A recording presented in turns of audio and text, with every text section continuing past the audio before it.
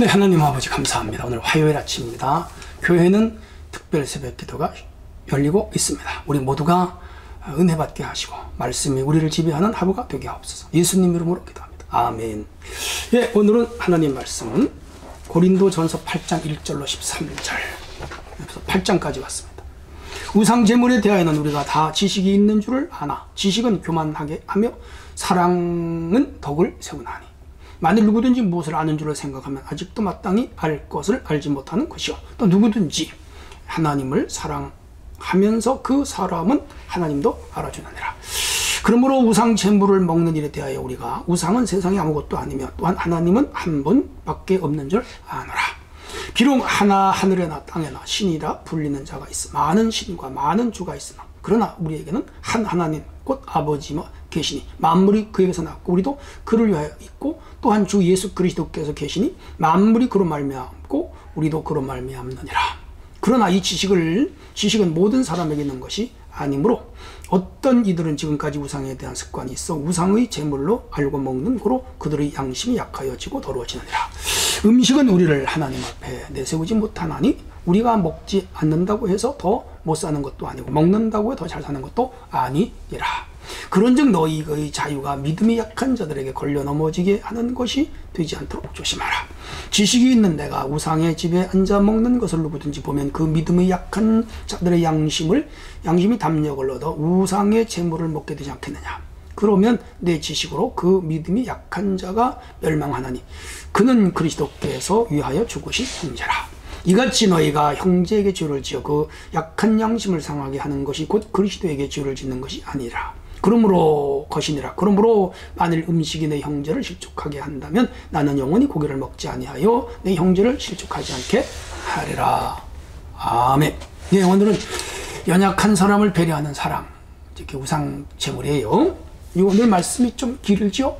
얼른 이해가 안 가는 부분이 있을 거예요. 요약하면 바울이 우상 제물을 먹는 일에 관해서 여기서 지금 말을 하고 있습니다. 우상은 아무것도 아니고 유일하신 하나님으로 인해 만물이 존재하고 음식은 우리를 하나님 앞에 내세우지 못한다. 그러나 이 지식이 모든 이에게 있는 것은 아니기 때문에 우상 제물을 먹는 자유가 믿음 약한 형제를 실족하게 하게 한다면 자신은 우상의 제물을 먹지 않겠다. 고로 서로 조심하라. 그런 내용이 오늘 내용의 전체 요약입니다.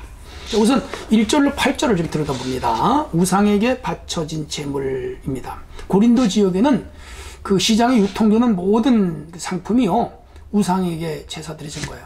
거기 이제 우상의 도시거든요. 항구 도시였고요. 배를 무역선들이 바다에서 풍랑을 만나면 많이 죽거든요. 재물도 잃고. 그래서 그들이 아폴로라든지 여러 신에게 제사를 지냈는데 그 지낸 재물이 보통이 아니었어요. 어마어마하게 많았는데 그게 시장에 유통이 됐어요. 자, 그걸 먹어야 되느냐 말아야 되느냐 이런 문제가 있었고요. 또 하나는 그 우상에게 제사진을 떴던 예식을 하잖아요. 근데 그 예식을 하면서 당시 고린도에 있던 교인들을 초대하여 같이 먹게 해요. 그럴 때 이걸 먹어야 되느냐 말아야 되느냐 이런 것들이 여기 문제가 됐어요. 이렇게 해서 바울에게 그들이 편지를 보낸 거라 바울은 그 편지를 읽고 나서 하나하나 답변 형식으로 지금 쓴 것이 고린도서예요. 자, 덕을 세우라. 이웃사랑의 모든 것이 근거해야 된다. 오늘도 마찬가지예요. 우리가 살아가면서 모든 삶의 행동과 윤리는 이웃사랑을 전제로 행동해야 됩니다. 이전에 누구든지 무엇을 아는 줄로 생각하면 아직도 마땅히 알 것은 알지 못하는 것이고 누구든지 하나님을 사랑하고 그 사람은 사랑하면 그 사람도 하나님이 알아주신다. 그렇게 말합니다. 인간의 지식은 짧다는 거죠. 알아야 얼마나 알겠어요. 또 하나는 하나님을 사랑하면 하나님도 우리를 사랑하신다. 이런 내용을 전제로 바울이 말하면서 이제 4절에서 이제 바울이 본격적으로 우상 제물에 대해 설명을 하고 있습니다. 우상 제물을 먹는 일에 대해 우리가 우상은 세상에 아무것도 아니며 또한 하나님은 한 분이다. 맞아요. 우상은 아무것도 아니에요. 여러분 돌로 부처님을 깎았어요. 돌이지 어떻게 그게 인격자 아니잖아요. 그죠? 나무로 우상을 만들었어요. 근데 우상이지. 조각품이지. 예술적 가치는 있나 모르겠어요. 조각적, 예술 조각적 의미는 있을 수 있어요. 얼마나 잘 깎았느냐, 이런 거. 미술적 의미. 근데 그거는 생명도 없고, 거기는 혼도 없고, 영도 없고, 존재도 없어요. 예. 그냥 물체일 뿐이고, 하나의 대상일 뿐이에요. 아무것도 아니에요. 나 하나님밖에는 신이 없어요. 그래서 우리는 유일신론을 믿잖아요. 비록 하늘에나 땅에나 신이라 부리는 자가 많이 있다. 인간이 다 하면 뭐 태양도 신이고 달도 신이고 별도 신이고 그렇잖아요. 옥황상제 뭐 이런 것도 다 인간이 가설적으로 만든 신이잖아요. 그렇죠? 뭐 용왕님도 다 없는 존재인데 인간이 그렇게 기호화 시킨 거죠. 그리고 또 이 세상에 무슨 많은 탑을 쌓고 거기서 강강수원례를 하고 막 그러잖아요. 이거 다 인간이 만드는 기호 작품에 불과한 것이지 거기에 무슨 있는 거 아니에요. 그런 우상이다. 성경은 그렇게 말합니다. 하나님은 아버지가 계시고 만물을 창조하셨고 예수 그리스도는 우리 죄를 위하여 이 땅에 오셨고 구원을 주었다.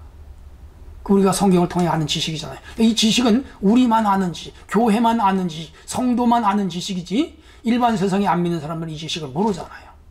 그럼요. 그래서 그들이 예수를 믿어야 되는 거라. 자, 그러나 이 지식은 모든 사람에게 있는 것이 아니다. 맞아요. 이런 믿음, 이건 모든 사람, 일반인들은 전혀 몰라. 우리만 알아. 그래서 우상에 대한 그 사람들은 관심이 있어. 우상의 재물을 알고 먹는 거로 그들의 양심이 약하여지고 더러워진다. 자, 이제 중요한 것은 그들은 이제 이 우상을 숭배하고 우상을 숭배하는 습관이 있단 말이에요. 그리고 이제 그 우상의 재물을 그들은 먹는단 말이에요. 그래서 문제는 이 기독교인들 중에도 이 우상 재물을 가서 먹는 사람들이 있을 때에 이 우상 재물을 알고 먹잖아요. 그들은 이 하나님에 대한 지식이 있고 이 우상 재물은 아무것도 아니라고 알기 때문에 먹는 거예요. 그런데 여기에 대한 믿음이 없는 사람들, 또 믿음이 약한 사람들은 이 문제에 대해서 실족하거나 걸러져버리는 사람이 있었다 이 말이죠. 이 문제를 다루고 있어요. 자, 그러면서 8절 보겠습니다. 음식은 우리를 하나님 앞에 내세우지 못하나니 우리가 먹지 않는다고 해서 더 못 사는 것도 아니고 먹는다고 해서 더 잘 사는 것도 아니라. 맞아요. 그냥 음식은 음식일 뿐이에요. 맛있는 요리를 먹어서 우리가 기호식품으로 행복감을 느끼고 그렇다고 또 조금 한 끼를 덜 먹거나 잘 못 먹는다고 해서 금방 죽는 건 아니에요. 바울이 그걸 얘기하는 거예요. 그래서 이 돈을 벌고 못 버느냐에 따라서 잘 살고 못 사는 것이지 음식을 먹는가 못 먹는가에서는 잘 살고 못 사는 기준은 아니라는 것이죠. 자, 중요한 건 그런즉 너희의 자유가 믿음이 약한 자들에게 걸려 넘어지게 하는 것이 되지 않도록 조심해라. 네, 그냥 음식은 음식일 뿐이에요. 우상에게 절을 했어도 그냥 음식이에요. 로마서에 가면 먹어도 죄가 아니라고 바울이 분명하게 말해요. 또 음식으로 먹으면 돼요. 그런데 이 믿음이 약한 사람이 그 우상에게 제세한 재물을 먹는 것을 보고 마음이 실족할 수가 있단 말이죠. 이렇게 예를 들면 어떨까요? 원래 한국 교회는 이제 술을 안 먹잖아요. 담배를 안 피우잖아요. 그런데 혹 목사님이 감기가 걸렸거나 또 그래서 소주 한 잔에 고춧가루를 넣어서 마신다거나 그렇게 해서 그 감기가 떨어지는 경우가 있어요. 약으로. 그래서 소주 한 잔을 마시는데 성도가 봤어. 그러면 야, 우리 목사님 술 먹네. 그리고 보면 시험 드는 거라. 야, 목사님 술 먹더라. 그게 왜 먹는지, 그 병을 치료하기 위하여 먹는지 그건 모르고 술 먹더라. 그렇게 말할 수 있고요. 또 이런 예를 들 수 있을까요? 막걸리를 파는 주인이나 맥주를 파는 주인을 전도하려고 목사님이 갔어. 그래서 그 맥주집 주인과 막걸리 파는 주인을 예수 믿으라고. 그래서 마주서서 얘기를 하다거나 앉아서 얘기를 하는데 얼핏 한 성도가 왔다가 목사님이 막걸리를 마시는 걸로 여겼거나 혹은 맥주 마시는 걸로 오해할 수 있어요. 그리고는 우리 목사님 맥주집 드나든다 말이죠. 막걸리집 드나든다. 그러면서 시험에 들 수가 있어요. 바울이 이런 얘기를 하는 거예요. 그러면서 만약에 그 사람이 나로 인해서 실족한다면 나는 맥주집에 가지도 않겠다. 막걸리집에 가지도 않겠다. 이런 그 설명을 지금 본문에서 하고 있는 거예요. 그렇게 이해하시면 됩니다. 자, 그래서 10절에 지식이 있는 내가, 여기 지식은 하나님에 대한 지식입니다. 성경에 대한 지식입니다. 구원에 대한 지식입니다. 우상의 집에 앉아 먹는 것을 누구든지 보면 그 믿음이 약한 자들의 양심이 담력을 얻어 우상의 재물을 먹게 되지 않겠느냐. 반대로 아까 제가 예를 들은 거, 목사님이 막걸리집이나 혹은 맥주집에 들어가는 걸 보고 어이구 목사님도 술 먹네, 목사님도 막걸리 마시네, 그럼 나도 마시면 되겠네. 그동안 마시지 않던 사람이 담력을 얻어서 자기도 마시게 된다면 그 문제가 생기죠. 그건 아니죠. 또 하나는 아까 말씀드린 대로 반대로 그것을 통해서 실족할 수도 있다. 그러면 내 지식으로 그 믿음이 약한 자가 멸망한다요. 멸망한다는 말은 시험에 든다, 교회를 그만둘 수 있다, 이런 얘기예요. 그래서 나의 행동 하나, 즉 오래 믿은 사람이나 믿음이 있다고 하는 사람의 행동 하나로 다른 사람이 실족하면 그건 연자맷돌을 메고 바다에 던지는 게 낫죠. 그렇죠? 이런 의미로 바울이 해석하고 있는 거예요. 이같이 너희 형제에게 죄를 지어 그 약한 양심을 상하게 하는 것이 그리스도에게 죄를 짓는 것이다.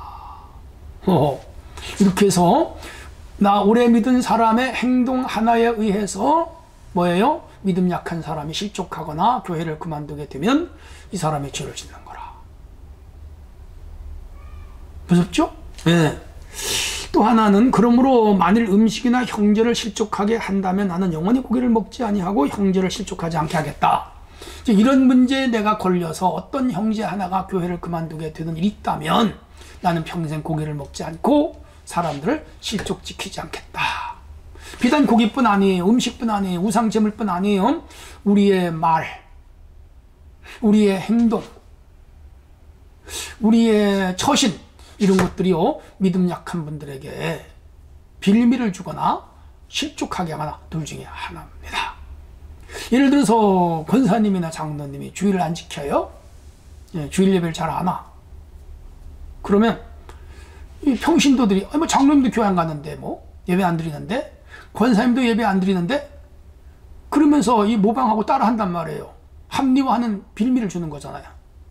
그렇게 해서 이 평신도가 믿음이 못 자라게 한다면 이 직분은 가졌는데 믿음 생활, 예배 생활을 잘 안 하는 사람이 그 사람을 예배 생활 잘 안 하도록 한 책임이 있는 것이죠. 이런 의미에서 먼저 믿은 우리에게는 굉장히 중요한 책임과 사명이 있다는 것도 우리가 간과해서는 안 되겠죠? 맞아요. 그리고 오늘 이 동영상을 보시는 장로님, 권사님, 안수 집사님, 교회 항전직이고 앞에 서신 분들입니다. 이런 분들은 뭐 음식 먹는 것도 물론이거니와 특별히 예배 생활, 기도 생활, 예배 출석, 교회를 섬기는 것, 주일 성수, 헌금 생활, 이런 면에 본이 되지 않으면 믿음 약한 사람들이 오래 믿거나 앞에 있는 분들의 그 예배 생활과 교회 섬김을 본받거든요. 그래서 오히려 이분들이 믿음을 잘하게 할 수도 있지만 반대로 믿음이 떨어지게 할 수도 있다는 것을 우리는 꼭 기억하고, 나로 인해서 새로 들어온 교인들이 나의 좋지 않은 모습을 보고 실족하거나 시험에 들게 한다면 하나님 앞에 가서 분명히 추궁을 당할 거라고 생각을 합니다. 그런 의미에서 우리 오래된 직분자들은 예배생활, 기도생활, 교회 섬기는 데도 본을 보여야 되겠습니다. 자, 어쨌든 이런 내용들은 이웃을 배려하는 그리스도의 사랑으로 해야 하는 것이 맞습니다.